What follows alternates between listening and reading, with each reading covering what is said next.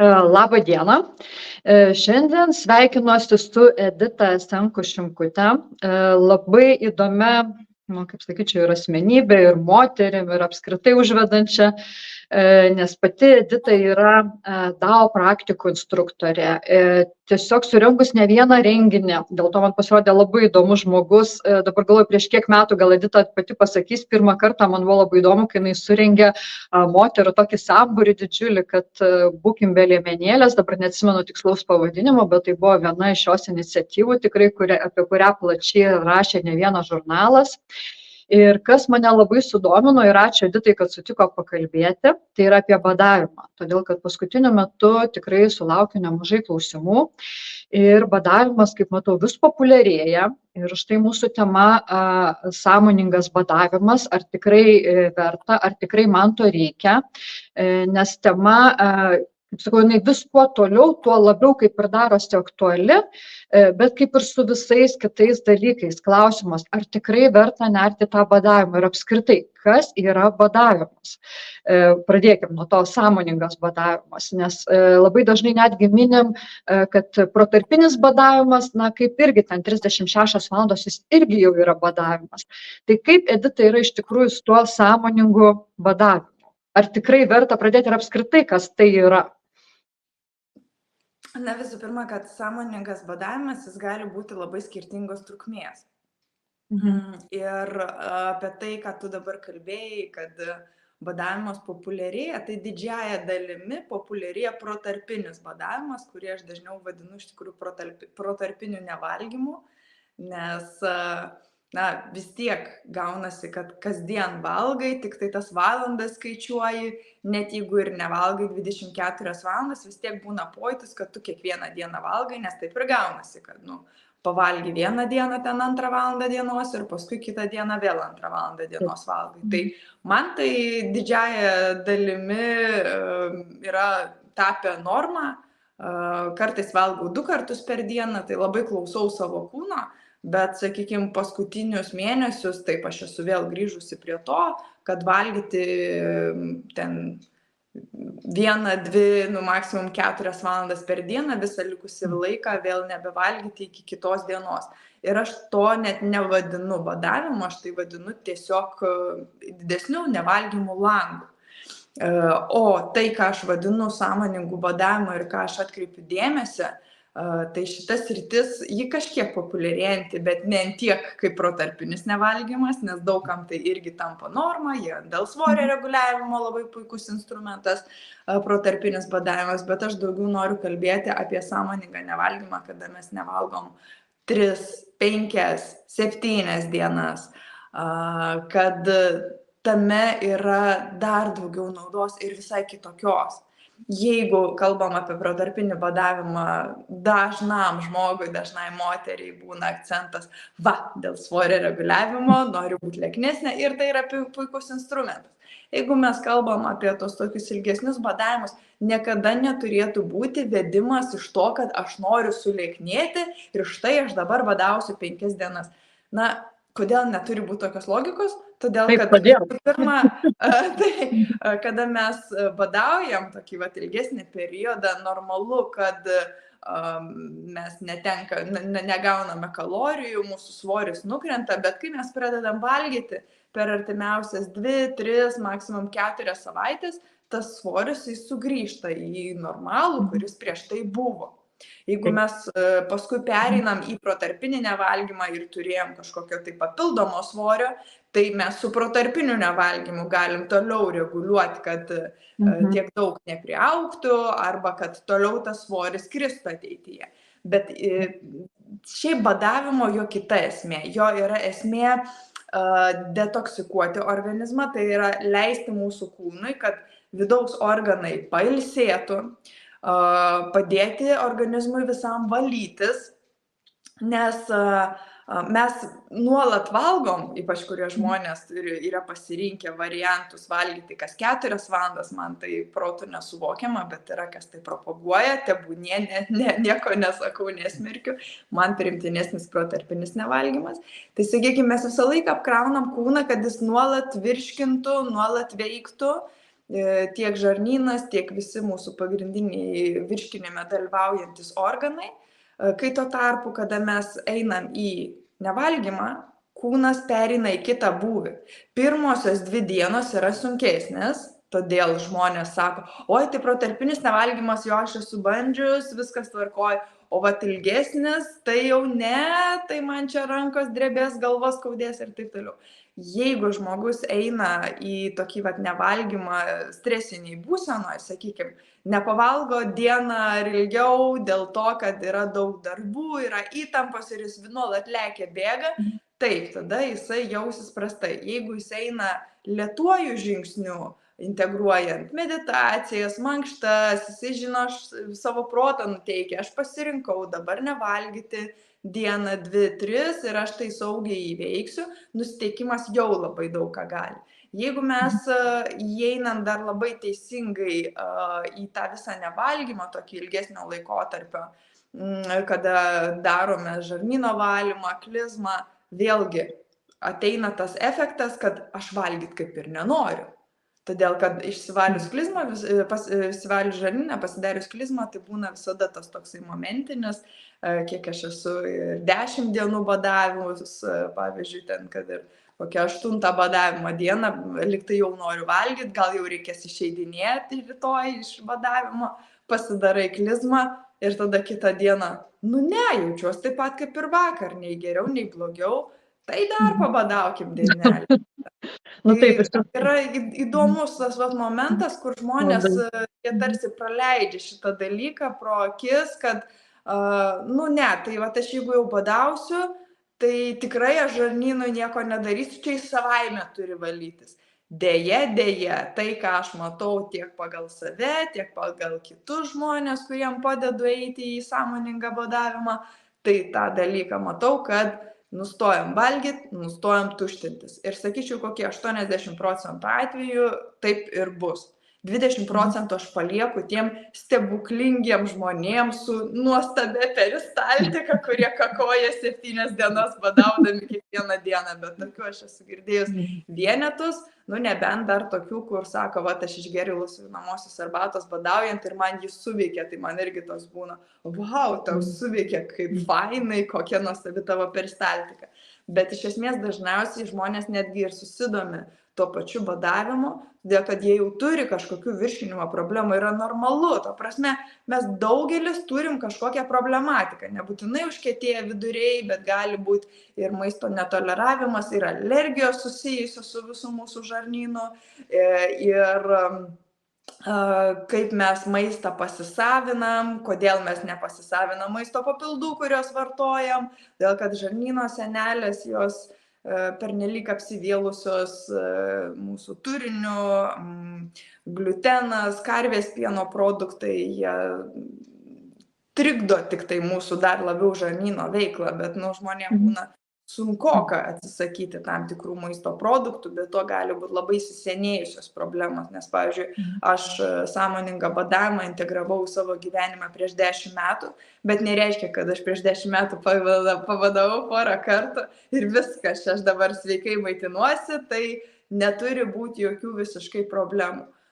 Na, jeigu mano problemos su virškinimu prasidėjo dar kūdikystėje, nereikia tikėtis, kad būnant ten 20 kelių ar dabar jau virš 30, kad mano virškinimas bus toks pat kaip pas visus kitus, kurie niekada nėra turėję virškinimo problemų. Ten susiję ir su gerosiom žarnyno bakterijom ir taip toliau. Tai kad atstatyti mūsų visą veiklą, aš įsitikinau per daugiau nei vieną kartą, kad tokie pabadavimai su žarnyno valymais, paskui gerųjų bakterijų kursų gali padėti labai gražiai restartuotis.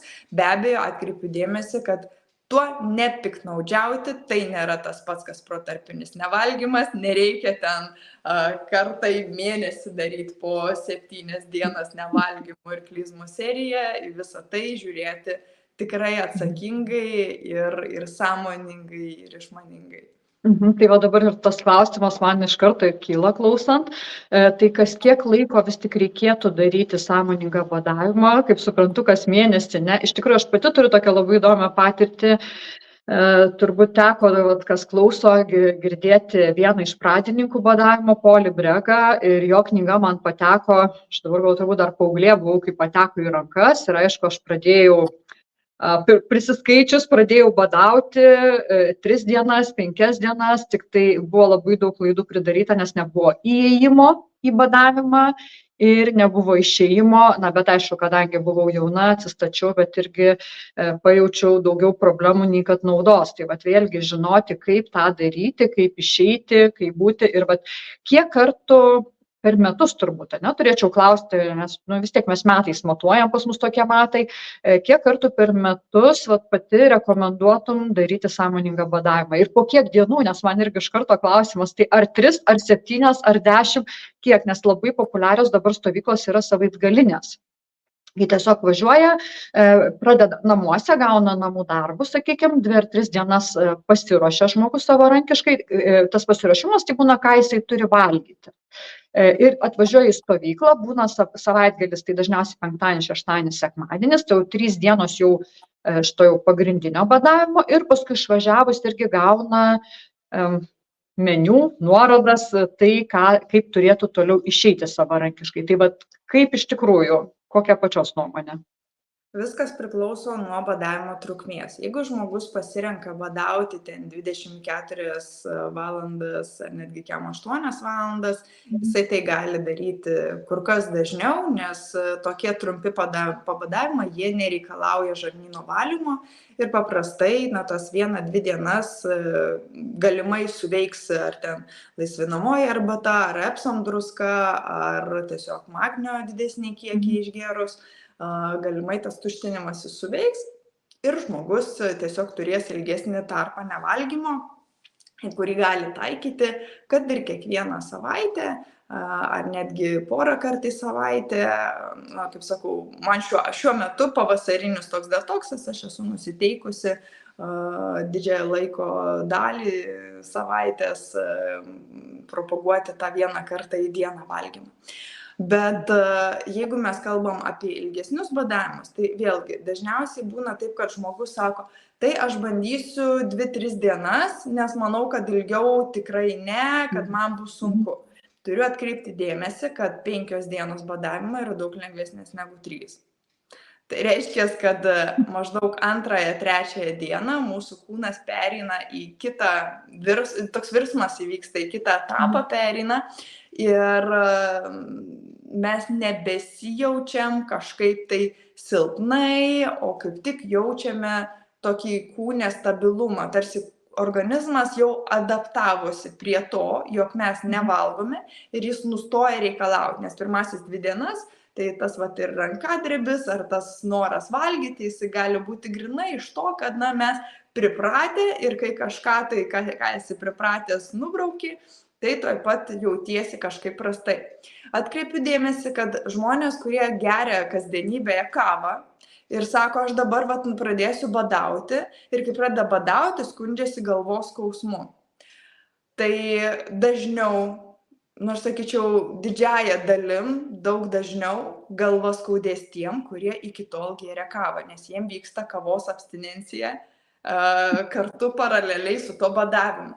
Žmonės, kurie priklausomi nuo saldumynų ir net ir valgydami atsisakė savaitę laiko saldumynų, skundžiasi, kad jiems skauda galva, kad jie blogai jaučiasi, jiem lomkės, kaip reikia kažko saldaus ir jie tada stebisi, kad kodėl vienam, kuris ėjo badauti, jautėsi puikiai, o aš jaučiuosi kažkaip tai ne taip šauniai.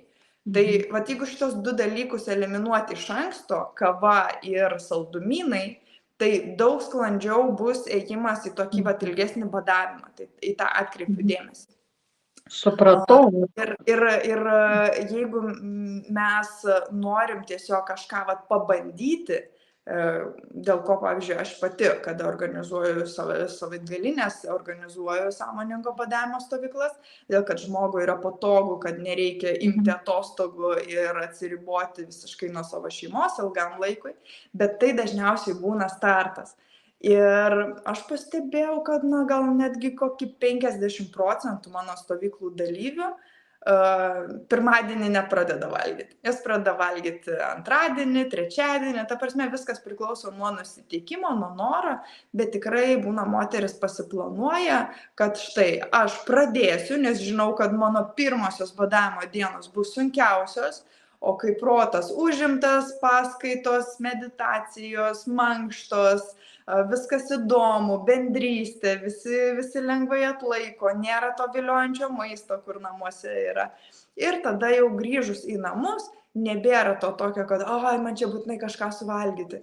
Ir daug sklandžiau galima pabūti dar dieną, 2, 3 ir net 4 pagal pajautimą be maisto. Taigi svarbu tiesiog klausyti savo organizmo, o ne tik vadovautis taisyklėmis, kaip įeiti į badavimą. Taip, tai irgi yra svarbu ir svarbu, kaip išeiti iš badavimo, kad nepradėti nuo kotletų ten su visokiais garnyrais. Bet iš esmės netgi ir kada mūsų organizmas yra adaptavęsis prie tam tikrų maisto produktų, yra pastebėta, jog net ir nepaisant pilnai tų rekomendacijų, kurios dažniausiai yra rašomos apie išėjimą iš badavimo, žmogus gali jaustis gerai, jeigu jis save teigiamai nuteikia. Ta prasme, kad vienuose šaltiniuose bus daugiau, kad išeidinėti su sultim, su vaisiais, kiti sakys, kad daugiau su šviežiom daržovėm. Žinau atvejų, kur žmogus gulėjo ligoninėje ir nevalgė berods 4 ar 5 dienas, ten darė žarnyno tyrimus ir aš klausiu, sakau, tai ką tau atnešė valgyti? Tai sako, atnešė iš pradžių pusryčiam trintos sriubos, o paskui jau kotletai su grikiais parėjo. Normaliai, žodžiu. Jo, ir čia Lietuvoje, žinai, ligoninė. Tai, jie skaito, aš čia tipo normaliai. Ir aš paskui klausiu, sakau, kaip tu jauteisi po viso to. Taip, bet tai nuo to nemirštama, žinai, tai nereikia pernelyg sureikšminti, nes aš irgi pastebiu, žmonės būna įsibaiminę, kad štai, tai jeigu aš dabar badausiu ir išeidinėsiu, aš visai ten vos nenumirsiu, jeigu aš suvalgysiu kažką ne taip ir pernelyg, taip žinai, vos nevirpančiom rankom, tai ką čia man dabar valgyti.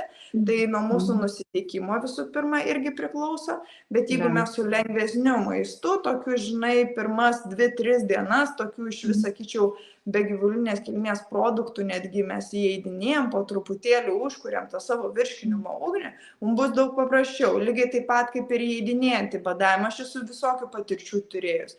Yra buvę, kad aš, jau čia senai tas buvo, prieš kokius 7 metus, bet buvo, kad susiplanavau savo 5 ar 7 dienų badavimą, aš dabar neatsimenu. Mama pasikvietė į svečius, ten buvo kugelis su vištiena. Ir aš taip norėjau jo ir aš privalgiau ir tai buvo mano paskutinis maistas ir paskui jau kitą dieną prasidėjo mano ten žarnyno valymai, ėjimai į badavimą ir taip toliau ir aš galvojau, tai kaip aš dabar jausiuos, nes tai buvo gal koks 3 toksai ar 4 mano gyvenime, žinai, tas pabadavimas. Irgi galvoju, būsiu prisidirbus. Ir nieko, visiškai nieko, aš dar išgeriau gerųjų bakterijų tą vakarą, kitą rytą, kad tikrai man čia viskas susivirškintų. Ir absoliučiai ramiai, bet jeigu tolesniais kitais visais atvejais, tai aš visada stengiuosi pažaliavalgiauti, bent jau dieną arba 2 dienos prieš apskritai apriboti, kad nebūtų to sunkaus maisto, nes jeigu jūs privalgot prieš badavimą gausiai, pavyzdžiui, mėsos, tai paprastai žmogui sunkiau virškinasi ir tas pats tuštinimasis, tai jeigu savaime, sakau, rečiau gaunasi, tai net ir su laisvinamaisiais sunkiau, aišku, su klizma tu viską išplausi, bet kad lengviau jaustis, tai verčiau yra su lengvesniu maistu įeiti į badavimą, su lengvesniu maistu išeiti iš badavimo, o trukmę pasirinkti galima pagal logiką arba pagal pajautimą, bet man optimaliausia yra 5 arba 7 dienos, jeigu jau baisus startas, tai tos 3 dienos, bet kokiu atveju, tai mano požiūriu, tas 3 dienos visiškai be maisto, jeigu aš lyginu su tuo, kad aš būna ten 2 mėnesius gyvenu to ritmu, kad kas 20 arba kas 24 valandas valgau, ir aš jeigu palyginsiu, kokie pojūčiai organizme pokyčiai vidiniai, proto švarumo, netgi kada aš nevalgau tas 3 ar 4 dienas, tai aš labiau užskaitau tas 3 ar 4 dienas. Nors žmogaus protas yra toks, kad visada kažką lengviau. Juk paprasčiau yra kelis kartus į savaitę nevalgyti po 20 valandų ar 24 valandas, negu iš karto nevalgyti, ilgesnį periodą. Bet mes galim prisipratinti, bet protarpinis jis gali būti labai fainai iki tokio ilgesnio sąmoningo badavimo ir po jo. O kaip vis tik tai su to svoriu? Nes, kaip ir šnekėjom, kaip ir sakai, kad tai yra tokia, kaip savęs apgaulė, nes jeigu, aišku, tu vėl pradedi valgyti, tai sugrįžta ir gal net ir su kaupu. Bet tikrai žinau, kad yra slaptų minčių, kad nuvažiavus, ir tarp kitko, aš turiu atvejį vieną labai, labai šaunų mano klientę, kurią tikrai žaviuosi, jinai važiuoja į badavimo stovyklas ir aš matau, puikius rezultatus. Aišku, tai yra labai sąmoningas žmogus ir taip pat laikosi visų kitų rekomendacijų, nevalgo ir svorio nukritimas yra didelis. Tai vėlgi, kaip ir galbūt nereikėtų, čia aš bandau dabar ir diskutuoti ir klausti, galbūt ir nereikėtų to užsibriežti, kad jau svoriui, tai čia ne, tikrai, nes vėlgi, jeigu kūnas išsivalo, susitvarko, nėra poreikio valgyti, kaip sakau, ėsti, ne, tokio. Tai vėlgi ir svoris reguliuojasi, tai yra normalu, nes irgi dar ir girdžiu taip pat, kaip sako, sako, aš nevalgau namuose, jau sako, girdžiu vyrą, šiuk, jau ten kokius saldainius per šokoladą valgo, sako, negaliu, kaip nervai pradeda imti, sako, ir aš noriu, tai tas toksai turbūt išvažiavimas į stovyklas, jisai duoda, kadangi tu būni su bendraminčiais kartu ir turbūt grįžus ir gyvenant šeimoje ir klausant ten ar vaikai, ar vyras kaip šiukšdena popierėliais, turbūt irgi sąmoningai yra lengviau. Ir pačios stovykla, aš kaip žinau, irgi bus jau neužilgo, gegužį berods, taip. Tai vėlgi galėsim įdėti nuorodą, kas norės, kad pasižiūrėti, nes Edita jau daug metų organizuoja stovyklas. Tai tas toksai bent jau pirmus kartus pabuvimas, atsakau, kai aš irgi šneku, tai tikrai yra daug stipresnis negu savo asmeniškai vienam būti ir badauti, nes kaip ir minėjai, kai svarbu labai tai, kas tavo galvoje, tai, kas tavo mintise ir tai, ką tu tuo metu veiki nevalgydamas, taip? Tai tokie yra tas palaikymas, nes, pavyzdžiui, namie badaujant, dažniausiai dauguma žmonių turi šeimas šalia ir atitinkamai tos šeimos tikrai ne visada palaiko tą badavimą. Jie dažniausiai tiesiog net piktybiškai erzina. Jau sako, ta mama ten. Valgy kaną. Netgi būna moteris atvažiavusios į badavimo stovyklą, sako, žinok, sako, ten ar penktadienis, ar šeštadienis, sako, man jau siunčia vyras nuotraukas su šašlykais, kaip jie su draugais baliavoja, specialiai erzina. Ir kada tu atsiriboji nuo to viso žaidimo, nes, aš tai vertinu, žinai kaip, panašiai kaip žmogus, kada atsisako alkoholio, pavyzdžiui, aš 11 metų esu atsisakius alkoholio ir tos ypač pirmąjį pusmetį, kada tu pereini, žinai, ir draugai dar tie patys, ir jie nesupranta, kaip dabar, taigi visi geria, tai ir tu išgerk, žinai. Ne, negersiu ir gaunasi, kad tu tokia kaip ir balta varna, bet, kai kurie žmonės neatsispiria, pavyzdžiui, kiek žinau, tie, kurie rūkantis, jiems sunku būti su rūkančių bendruomenė. Tai, šiuo atveju mes kalbam apie maistą, kuris nežalingas, o naudingas mūsų kūnui, bet vis tiek ta pati paralelė.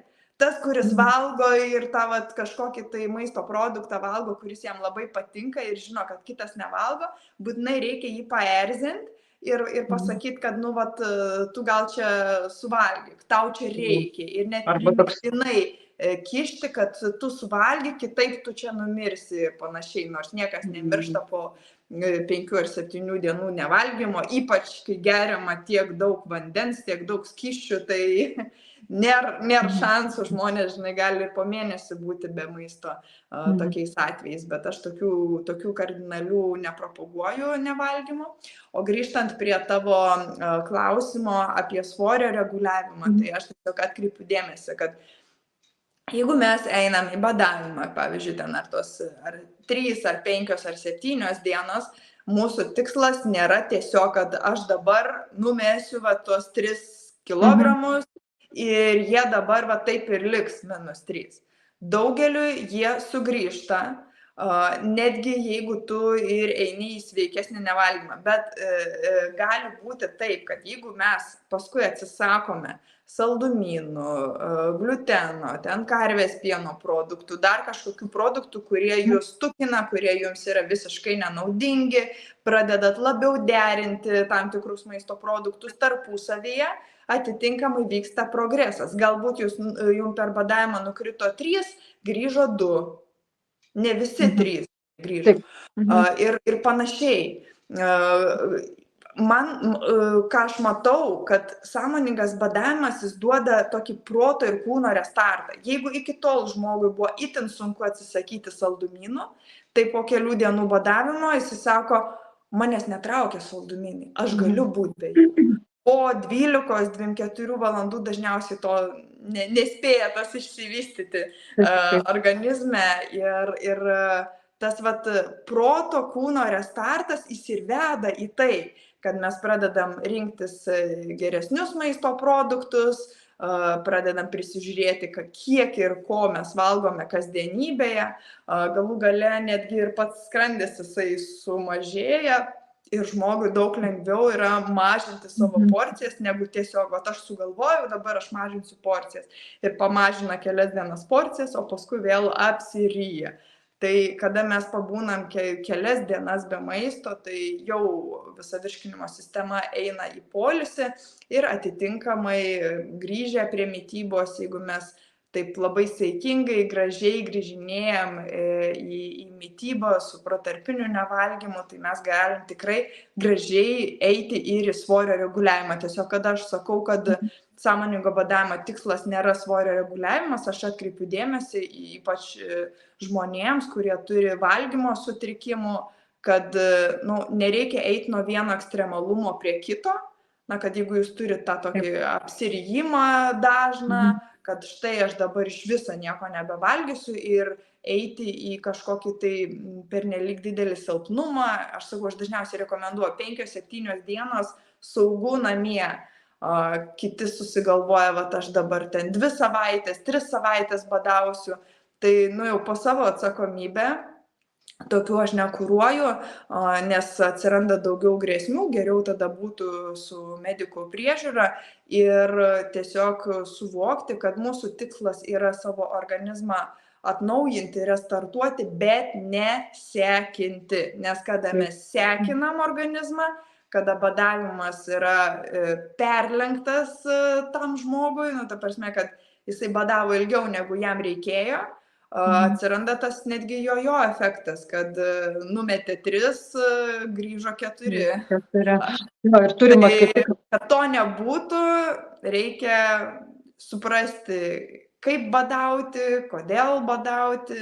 Tai aš ir būna individualizuotus badavimo planus sudarinėju ir stovykloje kuruoju, kur žmogus jau tada turi aiškų protokolą, aiškų žinojimą, ką kaip daryti, arba čia ir dabar, arba namuose tęsiant, kad mūsų organizmas neitų į tą stresinę būseną ir badavimas praeitų kuo sklandžiau. Jo, ir kaip tik į tą pačią temą ir klausimas, ar jaunam ir senam žmogui vienodai badavimas taikomas. Iš tikrųjų, čia gal net ir galima pratesti, tai ką dabar ir užsiminiai, kad yra vėlgi sveikas žmogus, yra žmonės, kuriem turbūt nerekomenduojama badauti, tai vėlgi praplečiant tą patį, ačiū už klausimą, tikrai dar jį ir praplečiant. Jaunas, senas ir, sakysim, kuriais atvejais tikrai nerekomenduojama arba net negalima draudžiama badauti. Tai viskas labai nuo daugybės faktorių priklauso, bet iš esmės, jeigu tas jaunas jis yra dar netgi iki 18, tai irgi yra nerekomenduojama badauti, geriau, kada tai daro suaugęs žmogus, senas žmogus, kuriam ten virš 70 turi jau judėjimo sutrikimų. Irgi, protarpinį gali taikyti, bet, sakykime, ilgesnius badavimus, netgi ir klizmą tokiam žmogui gali būti sunku pasidaryti, priklausomai nuo sveikatos būklės, gretutinių ligų. Paprastai, jeigu turi nuolat vartojamus vaistus, geriau jų pilnai nenutraukti, o tai reiškia, kad ir dėl to nederėtų eiti į ilgus badavimus. badavimus, kad pernelyg nedirginti ilgą laiką savo skrandžio, ligos kaip cukrinis diabetas, onkologija, besilaukiančios moteris, maitinančios moteris ir panašus atvejai, tai yra, kada žmogui nerekomenduojama nei badauti, nei antiparazitinės programas darytis, dėl kad jie yra tokie jautresniai faziai. Arba žmogus, pavyzdžiui, būna man sugalvoja parašyti, sako, nu va, aš dabar čia peršalau, kosiju, sergu, galvoju, vis tiek valgyti nenoriu, galėčiau pabadauti aš čia prie to pačio. Nu, iš dalies taip, žinai, gali pabūti ten kažkiek su apribota tą mitybą ilgesniais tarpais, bet mes turėtumėm eiti į tą badavimą, kur ten, pavyzdžiui, sakau, ten kelios dienos, 5-7 su klizmomis, tada, kada mes esam sveiki, kada mes esam normaliame būvyje, o ne snarglių pilna nosim, žinai, ir čia aš dabar prie to pačio pabadausiu, nes, nu kaip, mūsų imunitetas, mes jį norim sustiprinti, mes norim, kad mūsų ir gerosios žarnyno bakterijos, kad jos atsigautų, kad mes su klizmomis išvalytumėm tas blogasias žarnyno bakterijas, kad mes galėtumėm grybelį kandidą mažinti, naikinti. Bet kad tai eiti, tai turėtumėm pakankamai vidutiniškai arba gerai jaustis ir stebėti visada savo savijautą. Taigi rekomendacija gali būti net ir labai panaši. Tikrai yra žmonių ir mano akimis matytų, kuriem yra ir virš 60 ir jie puikiai pakelia tą 5 dienų badavimą ir jaučiasi gerai, nes jie ir šiaip judantis yra žmonės sportuojantis, kai tuo tarpu gali būti 20-metė, kuriai yra mažas svoris, tas kūno masės indeksas ir taip mažas ir dar nori badauti, tai jau geriau tada susilaikyti tokiam žmogui arba turėti tokį, nu žinai, vieną kartą metuose tokį pabadavimą ir viskas. Iš esmės tokie 2 kartus metuose rekomenduočiau, kada tokie 5-7 dienų badavimai su klizmomis, o jeigu be žarnyno valymo tokie trumpalaikiai, tai jie gali būti daugiau kartų. Taigi priklausomai nuo situacijos, mūsų tikslas nėra sutrikdyti žarnyno mikroflorą pernelyg dažnai darantis klizmas. Tai gali būti epizodai 2 kartus metuose, kada tai yra atliekama, visas likęs laikas turi būti mūsų atsistatymui žarnyno mikrofloros arba galime trumpalaikius dienos, maksimum 2 padaryti tokius detoksus be žarnyno valymo. O dar tada klausimas, nes labai irgi populiaru antiparazitiniai visi mišiniai. Tai ar gali būti, aš žinau, kad vis tiek sulauksi tokio klausimo, kad sako, nu va, aš dabar suvartoju antiparazitinį mišinį 21 dieną ar 3 kartus po 21 dieną, tikrai yra įvairių variantų, tai ką man dar badauti? Tai yra skirtingi dalykai. Dar pažymėsiu, kad kai kurie galvoja, kad jeigu badauji, tai tau irgi parazitai išsivalo. Ne, bet dėl to, kad parazitų turi, gali silpniau jaustis badavimo metu, nes badauji ne tik tu, bet ir badauja parazitai. Todėl tiem, kuriem galvas skauda arba netgi kažkodėl pykina badaujant, tai dažniausiai būna susijęs su būtent parazitais. Taigi antiparazitinė programa prieš badavimą arba jeigu jau nespėjot, nes kaip ir minėjai, dažniausiai ten 20, 30 ar 40 dienų tai užima, galima ir po badavimo tą dalyką taikyti, antiparazitinę programą, bet tai yra 2 skirtingi dalykai, kadangi kada mes badaujam ir su klizma mes valom storį žarnyną, bet plonajame žarnyne taip pat gyvena parazitai, ir žoliniai antiparazitiniai maisto papildai, kur įeina kartusis skėtis, ar ne, pelynas, juodasis riešutmedis, kai kurie būna su bitkrėsle ar šlamučiu papildai, įvairios schemos gali būti, bet aš gal sakyčiau, atkreipčiau dėmesį į tos 2 pagrindinius man labiausiai rezonuojančius ingredientus, tai juodasis riešutmedis ir pelynas. Tai labai šaunios priemonės mūsų parazitų valymui ir jos turėtų būti taikomas bent 2 kartus per metus, nes parazitų mes galim įkvėpti su oru iš dirvožemio, mes galim gauti per gerai nenuplautas kažkokias tai uogas ar daržovės. Ir tai gali atrodyti, kad mes visada plaunam rankas, mes visada viską valgom gražiai, bet pasimyluot su šuniu, paglostyti jį, nenusiplaut rankos. Ta prasme, tai yra ant tiek sunkiai kontroliuojami dalykai, kad iš savo patirties galiu pasakyti, jog buvo etapas, kada aš darydavau visą laiką ir antiparazitinę programą, ir badavimą. Paskui buvo kokie 3 metai, kai aš darydavau tik tai sąmoningą badavimą be antiparazitinės programos, nes galvojau, aš tai jau gerai apsivalius esu, tai man gal to ir užtenka, nes aš ir vėlgi tos sąmoningus badavimus einu ne iš to gero gyvenimo, kad man viską virškina ir aš jaučiuosi nuostabiai. Tai yra mano įsisenėjusios problemos, kurias aš noriu iškrapštyti, ir situacija gerėja. Nes pernai vasarą aš jau nebečiaudėjau ir man šielligė nepasireiškė, tai aš jau laikau kumštukus, kad ir šiemet būtų panaši situacija. Bet tai kiek metų to reikia, atsiprašau, kad šienligės nejaust? Aš nežinau, kiek gali būti. Tai yra tiek individualu, tai ir su kepenų darbu susiję, ir su storuoju žarnynu, ir su gerosiom bakterijom. Man sunku atsakyti, aš visą vaikystę buvau alergiška šunim. Prieš kelis metus turėjau situaciją su uošvienio šuniuku, kur reikėjo vežti kirpyklą ir jisai ten pilnas pūkų visą mašiną, aišku, kad neveislinis, joks ne hipoalerginis. Ir aš nei kart nesučiaudėjau ir taip įdomu. Fantastika. Kas vyksta organizme. Taigi tiesiog mums reikia laiko ir tos antiparazitinės priemonės, ką aš norėjau grįžti prie tos temos, jau kažkurį laiką, sakykime, nebevartojau ir ką aš pajutau nuovargį, netgi pagalvojau, čia ką, žinai, maždaug pasiekiai 3-5 ir viskas, pareina tas silpnumas, nuovargis. Ir galvoju, palauk, aš taip senai kelis metus jau nevartoju antiparazitinių, sugerkim. Ir tada toks, žinai, per mėnesį laiko, kaip šydas nuo akių nusiėmė, jauties energingesnė, jauties, kad nori daugiau kažką veikti, daryti ir nebėra to tokio kažkokio tinginio, tingiu, nedarysiu.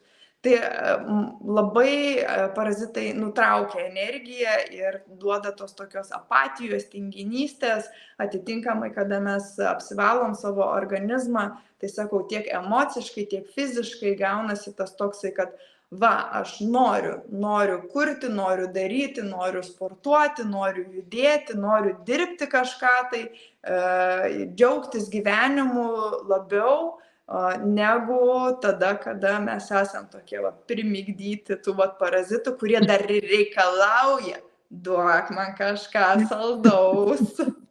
Jo, čia toks labai įprastas ir žinomas reikalas. Iš tiesų, aš pati, kol nepabuvojau ir vedo stovyklai, čia kas žino, kas seka, bet kadangi grupė, tai galiu užsiminti, nes aišku, ten nedaug, ten buvo, kaip nedaug badavimo, pavadinkim, tai 3 dienos, bet ten buvo ilgas įėjimas, ilgas išėjimas ir aš iki dabar maitinuosi tais pačiais ayurvedos principais, tai tikrai tas saldumynų poreikis man buvo pirmiausia, ko aš labiausiai džiaugiausi, kad aš nebenoriu, tai pamatai saldumynus, tu net nejauti, kaip tu ten įsidedi, gerai, vieną, žiūri, jau tu 3 suvalgiai vietoj vieną. Tai man buvo turbūt didžiausias pasiekimas, kad aš labai ramiai pradėjau reaguoti į tai, man tikrai buvo labai smagu, nekalbant apie kitus pliusus. Sakau, vėlgi tas pats Polis Bregas, jisai badavimo pradininkas, jisai sakė, aš gyvensiu 120 metų ir netgi senatvėje gydytojai stebėjosi jo tyrimų rezultatais. Jau tada prieš tiek metų buvo labai keista, taip kad vėlgi vienas iš įrodymų. Tai, kaip sakau, ar jūs pasiryšit badauti ar ne, tai bent jau šitą informaciją norisi, kad būtų naudinga, kad žinotumėt, kad tai yra vienas iš būdų, kaip Edita sakė, restartinti, perkrauti savo organizmą. Tai labai ačiū Editai už pasidalinimą ir, kaip sakiau, Edita yra ir DAO praktikų instruktorė ir apskritai sveikos mitybos propaguotoja, sveiko gyvenimo propaguotoja, papildomos alternatyvios medicinos magistrė. Badavimo stovyklas dabar jau nežinau kiek metų rengi, jau daug metų. jau daug. Aš kažkaip anksčiau netkreipdavau dėmesio, o dabar pernai tik Man atrodo, kažkaip. 6. Vienas procesas, tai kažkur apie 6 jo organizmą. Tai va, tai tiesiog pasidalinsiu, jeigu kažkam irgi bus įdomu, tai galit ir pas Editą, nežinau, kiek ten tų vietų kaip yra, bet irgi galit galiausiai turbūt paklausti, gali vėlgi, nes visą laiką tą informaciją, kaip sakau, dalinkimės. Nes tik tai dalindamiesi mes sužinom daugiau, mes suprantam ir mes tada galim pajausti, ar tikrai mums to reikia ir ką mes galim iš to turėti. Tai ačiū dar kartą labai. Ačiū už pakalbinimą. Pakomentuoti gal dar tie, kurie esate bandę ar protarpinį nevalgymą, ar 1, 2, 5 dienų nevalgymus. Kaip jūs į tai įėjote, kaip išėjote, kaip jūs jautėtės, nes labai įdomu ir pasiduoti tarpusavyje, manau, galbūt kažkokį patarimą galėsiu jums ir iškart parašyti prie šito video. Na, o sąmoningo badavimo stovyklos mano bus gegužę, birželį, liepą, rugpjūtį. Taip, kad kas mėnesį po stovyklą, kurioje aš kartu nevalgau tas 3 dienas ir kuruoju moteris, tai visą info galite rasti tiek mano asmeniniam profilyje, tiek badavimas.com puslapyje ir labai dėkinga Daliai už mūsų pokalbį. Gerai, tai ačiū dar kartą ir iki susimatymo tada. Viso.